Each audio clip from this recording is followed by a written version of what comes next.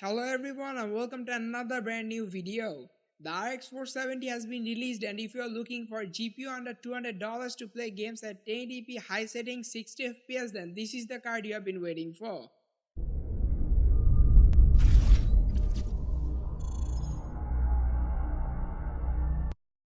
First, let's get on with the specs.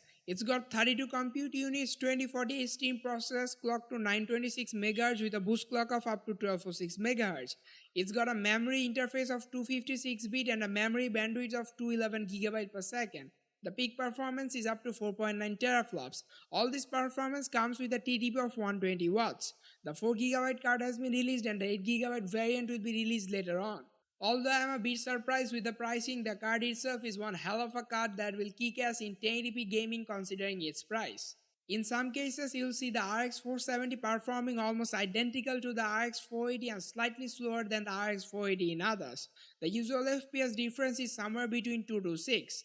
I would highly recommend you to check out Digital Foundry's benchmarks video of the RX 470 after this video to see how well this card performs compared to its bigger brother. You'll find the link in the description. But the RX 480 4GB card being priced at $199, the RX 470 seems pretty expensive at $180. But to be honest, the RX 470 is a great card for its price. It's very close in performance to the 4GB RX 480. So it might be the RX 470 or the 4GB RX 480 which is causing the mess in pricing. To me, I think the RX 480 8GB card at $239 and the RX 470 4GB card at $180 is just fine. It's the 4GB RX 480 which seems to make the RX 470 look pretty expensive. But now as the RX 470 starts at $180 and performs so close to the RX 480, I would recommend you to get a RX 470 if you're on a budget and get the 8GB RX 480 if you have more to spend. The RX 470 is a great card that will be able to handle most games at 1080p high settings 60 FPS.